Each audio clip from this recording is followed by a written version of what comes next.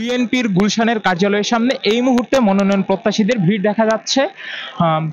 বিএনপির ভারপ্রাপ্ত চেয়ারম্যান তারেক রহমান বিকাল 4টা নাগাদ ভার্চুয়াল বৈঠকের মাধ্যমে 5টি বিভাগের মনোনয়ন প্রত্যাশীদের সাথে আজ বৈঠক করবেন। সেখান থেকেই তিনি একটি গ্রিন সিগন্যালের মাধ্যমে বিএনপির যে আসন্ন ত্রয়োদশ জাতীয় সংসদ নির্বাচনকে ঘিরে যে প্রার্থী তালিকা রয়েছে সেটি মোটামুটি চূড়ান্ত করবেন।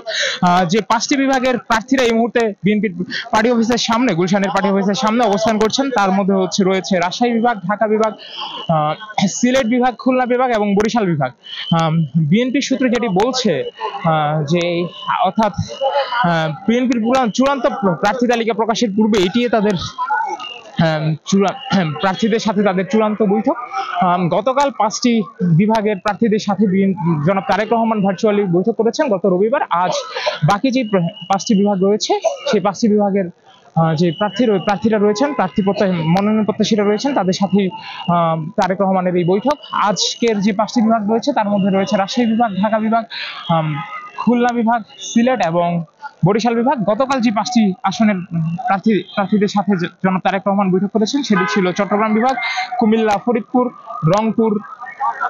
এই 5টি বিভাগের মনোনয়ন প্রার্থীদের সাথে জনাব তারেক রহমান বৈঠক করেছেন। আমরা যেমনটা জানতে পেরেছি যে চূড়ান্ত মনোনয়ন তালিকা প্রকাশের পূর্বে এটি তাদের চূড়ান্ত বৈঠক। এই বৈঠকের পরেই 2-3 দিন পরেই বিএনপির তরফ থেকে তাদের যে 300 আসনের প্রার্থী তালিকা, সেই প্রার্থী তালিকা প্রকাশ করা হবে।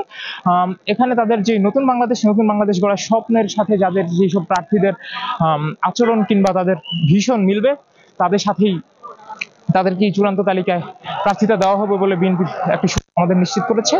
এই ছিল যে বিএনপির গুলশানের কার্যালয়, সেটির সামনে সর্বশেষ চিত্র আমার কাছে।